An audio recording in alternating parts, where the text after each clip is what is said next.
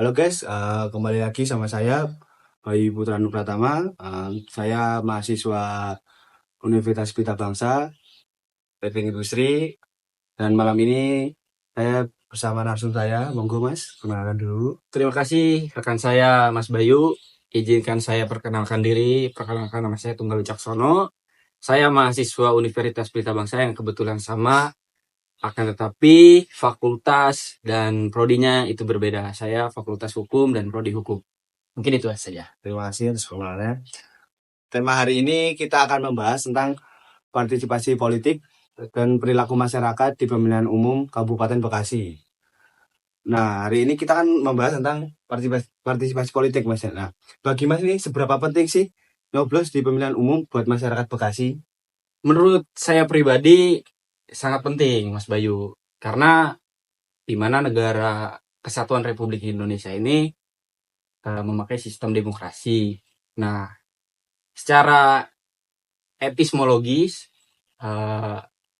demokrasi ini berasal dari kata bahasa Yunani yang dimana demo itu rakyat atau penduduk, serta kratos itu adalah kekuasaan atau pemerintahan. Jadi pada intinya pemegang kekuasaan tertinggi itu adalah rakyat. Tuh. Jadi bagi Mas kan sangat penting ya. Berarti kita kan Ya, betul. dari RT pun kita tetap pemilihan ya, bukan hanya langsung tiba-tiba memilih untuk menjadi RT ya. Ya, betul sekali. Karena yang kita sampaikan tadi bahwa kita rakyat itu, kita selaku rakyat itu sangat berpengaruh dan salah satu pemegang kekuasaan tertinggi di negara Kesatuan Republik Indonesia. Karena kita ada dari rakyat untuk rakyat. Dari rakyat untuk rakyat, betul. Nah, apa sih yang biasanya Mas bisa menjadi semangat untuk pemilu itu dari hari dekat pemilu? Apakah Mas bisa menjadi panitianya atau ikut dalamnya untuk berpartisipasi dalam menyoblos? Nah, kalau saya itu berpartisipasi dalam menyoblos karena itu adalah bentuk daripada kita berekspresi melalui pendapat-pendapat ataupun penyampaian-penyampaian dari visi misi si kandidat tersebut. Tuh, Tadi kan Mas berbicara tentang visi misi ya. visi misi, betul. Gimana sih Mas cara memilih calon yang tepat enggak? Apa dari salah satu visi misinya atau udah itu tujuannya atau dia dari kampanyenya yang bagus itu? Oh ya, betul. Jadi gini Mas, kita tidak tutup mata dan kita juga tidak buta bahwa pemilihan itu ada beberapa permainan-permainan kotor yang kita tidak bisa sebutkan, tapi semua orang tahu akan hal itu. Nah, yang menjadi pertanyaannya ataupun menjadi jawaban untuk diri kita sendiri, sebetulnya dari masyarakat itu harus memilih dari visi misi tersebut sesuai relevan atau tidak dengan kebutuhan masyarakat. Contohnya di Kabupaten Bekasi, kebutuhan dan relevannya masyarakat ini apa? Jadi jangan karena si A ini segini, si B ini segini, tapi karena visi misi tersebut itu sesuai dan relevan dengan kebutuhan masyarakat Kabupaten Bekasi. Kalau menurut saya pribadi, gitu. Berarti kita tidak bisa hanya mencoblos karena dia teman saya nih, dia kenal kita gitu. Wah, tidak bisa. Jadi kita harus tetap mengikuti visi misinya apapun yang terjadi. Tetap apapun yang terjadi. Jadi bagi Mas pendapat-pendapat gimana tentang kampanye-kampanye yang bagus untuk kedepannya gitulah. Jadi tahun kemarin kita selalu melihat kampanye mungkin di media sosial atau terjun langsung. Menurut Mas itu beberapa ada yang efektif atau tidak untuk kampanye itu? Kalau efektif atau tidaknya mungkin melihat daripada perkembangan zaman ya, ataupun di mana kita itu sudah berkembang secara teknologi. Kalau efektif melalui media sosial ataupun melalui informasi lainnya itu sangat efektif menurut saya, karena tidak semua masyarakat di Kabupaten Bekasi itu bisa meresap ataupun mendengarkan langsung gitu, karena kan sangat banyak sekali itu Mas. Mungkin kan banyak daerah, jadi kita mungkin bisa melalui media sosial. Media sosial yang itu paling gampangnya lah. paling gampangnya. Contohnya mesti kayak aplikasi Aplikasi gitu.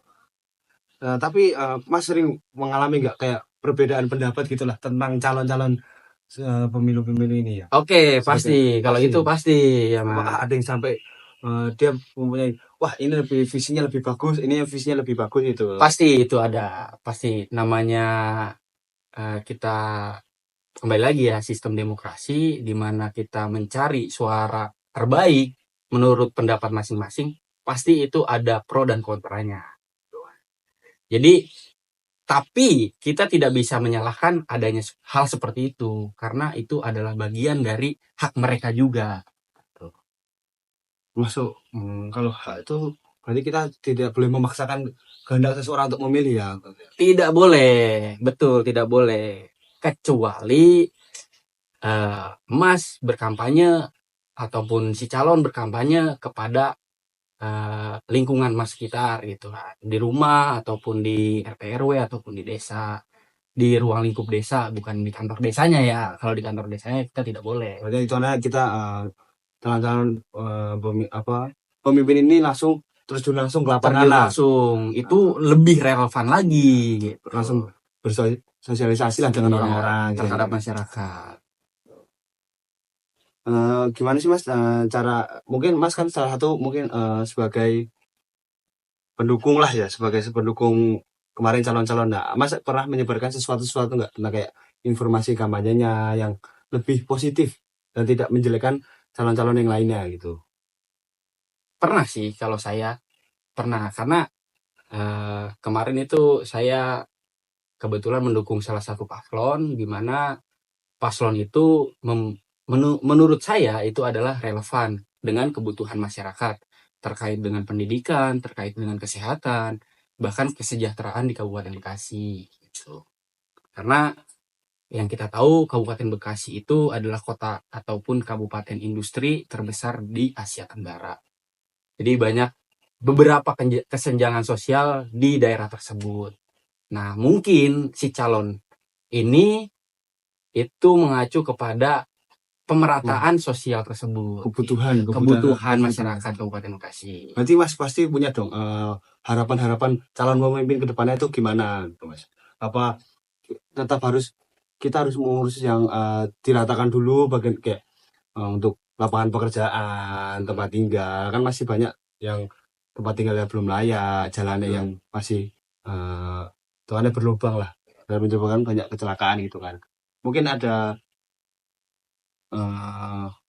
harapan nggak Mas buat Masnya gitu, buat kayak wah ini pemimpin ini mungkin semoga bisa memberikan yang terbaik gitu. Kalau harapan sih pasti ya semua masyarakat pasti berharap ya Mas. Tapi kembali lagi kita rakyat selaku kekuasaan paling tertinggi ya berhak juga menuntut apabila visi misi tersebut tidak relevan ataupun tidak dijalankan sebagaimana mestinya gitu Mas. Jadi banyak beberapa pemimpin-pemimpin di daerah tersebut itu yang lupa akan visi ya janji-janjinya betul lah ibaratnya janji omong kosong ya gitu omong kosong lah gitu kan. Tapi kita tidak seperti itu gitu. Jadi belajar untuk kita menerapkan gimana caranya ketika ada program ataupun visi misi yang tidak relevan ataupun tidak dijalankan pada saat dia calon dan setelah dia sudah jadi calon ataupun bupati gitu ya. Itu ya kita berhak menuntut gitu. Tetap mengkritik lah itu. Tetap mengkritik gitu. Tapi sebetulnya gini Mas, tujuannya mengkritik itu bukan hanya sekedar omongan doang ya, tetapi kritikan juga itu sebagai pengingat bahwa mereka lu tuh pernah ngejanjiin ini loh gitu. Pernah mempunyai visi misi yang bagus. Betul gitu, ya. Diharapkan oleh rakyat-rakyatnya gitu. Kalau Mas Bayu sendiri ada yang mengalami gak ataupun lingkungan sekitar gitu?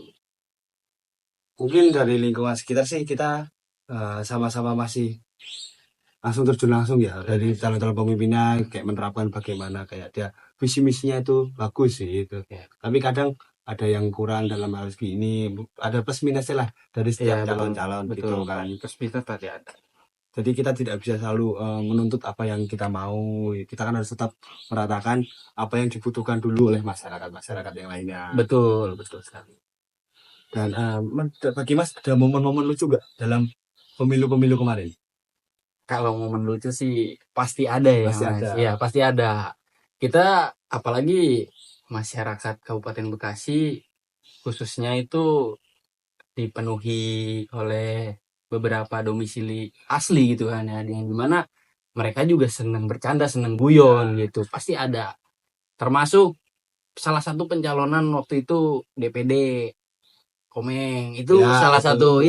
salah satu sangat-sangat luar biasa sih ya. Itu kan tidak kampanye tapi mempunyai suara paling banyak. Betul, gitu, gokil banget itu sih.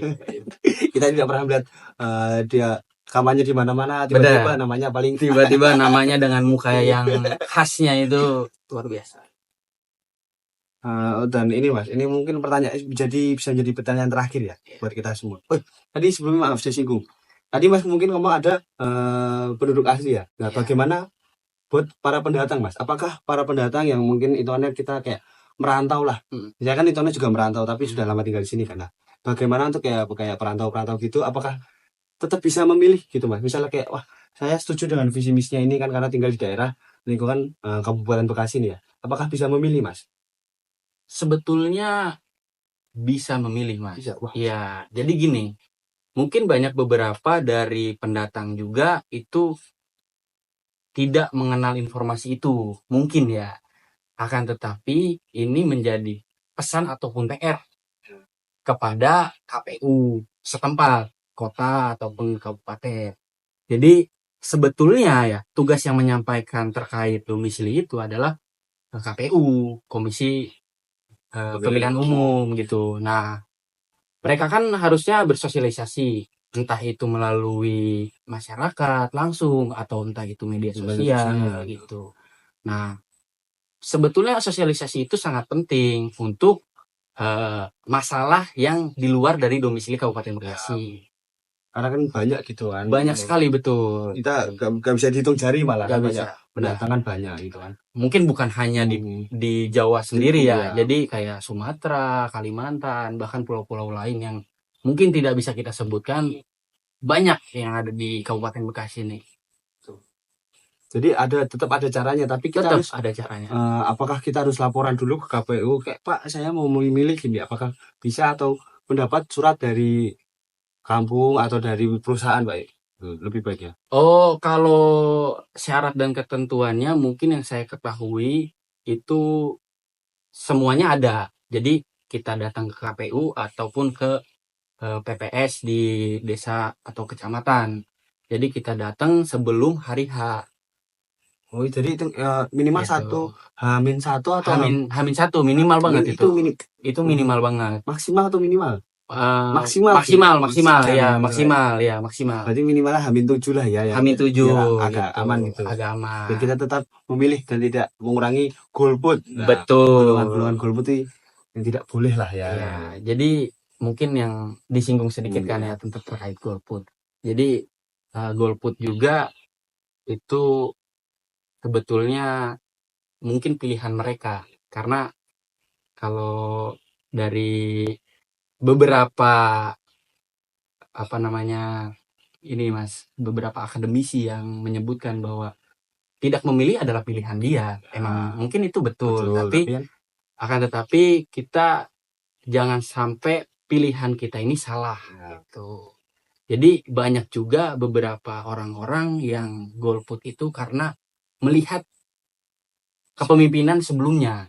Jadi gue juga percuma memilih orang, suara gue juga disepelein, ataupun gue memilih dia programnya kayak gini sekarang udah nggak jalan gitu kan. Tidak pernah terdengar gitu. Tidak pernah terdengar. Nah mungkin ada kekecewaan dari situ. Nah sebetulnya ya itu tadi Mas, PR-nya KPU setempat itu adalah menyampaikan sosialisasi terkait gimana caranya atau tata caranya memilih, terus apalagi memilih visi misi yang tepat itu seperti apa, mungkin itu gitu.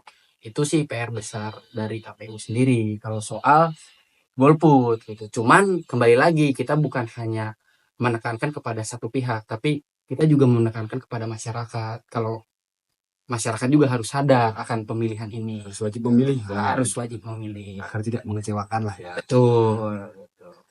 Ini mungkin menjadi pertanyaan terakhir Mas ya buat Mas Tunggal. Siap.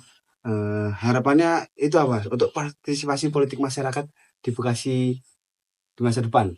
Apakah kita akan melihat banyak nanti calon-calon legislatif itu yang lebih bakal menjadikan visi-visi yang bagus, atau hanya untuk menjadi petugas? Kan kadang kan kita hanya melihat banyak bapak-bapak gitu lah ya. Iya, betul. Apakah kita harus melibatkan anak-anak muda sekarang? Justru malah sebalikannya kita. Kebalikannya? Betul. Harus melibatkan anak-anak muda karena namanya regenerasi itu harus wajib, gitu. ya. Wajib. Apalagi perkembangan teknologi Nah, yang dimana bapak-bapak juga ada yang nggak tahu tentang terkait teknologi ataupun sistem pemilihan dari KPU sendiri. Kan kemarin tuh ada tuh kayak dokumen C apa-apa gitu kalau nggak salah. Jadi salinan-salinan seperti itu kan yang harus dikirim itu ke desa ataupun ke KPU, KPPS ataupun KPU gitu. Jadi kalau menurut saya banyak untuk berpartisipasi dengan cara mungkin jadi penyelenggaranya, mungkin jadi pemilihannya, ataupun kalaupun memang bisa ya jadi gitu, maksudnya calon jadi calon gitu. Mencalonkan gitu. Kalau menurut saya. Ya semoga kedepannya akan regenerasinya lebih bagus lah ya, lebih aktif lah itu di masyarakat. Ya. Kita tetap bisa melihat perkembangan yang anak-anak muda, kita bisa terus melihat kayak wah regenerasinya di RT ini lebih bagus nih, pemilihannya lebih aktif. Lebih aktif, betul. Jadi harapannya sih yang tadi Mas Bayu mungkin bisa disimpulkan ya, mungkin bukan hanya sekedar memahami, tapi juga kita juga harus tahu akan pentingnya pemilihan tersebut gitu. Gimana kalau dipilih ataupun tidak dipilih terus pemimpin ini otoriter atau semena-mena, kan bahaya gitu. Kita tidak bisa menyentuhnya secara langsung karena peran kita disitulah gitu. Karena kembali lagi yang di awal saya sampaikan bahwa kekuasaan tertinggi adalah rakyat. Oke, mungkin sekian lah Mas ya bincang-bincang malam ini. Oke, terima kasih. Mungkin kalau nanti ada part 2 kita akan lanjut. Siap Mas Bayu. Terima kasih yang sudah menonton. Mungkin cukup sekian dari saya. Saya ucapkan salam. Wabillahi taufiq wal hidayah. Assalamualaikum warahmatullahi wabarakatuh.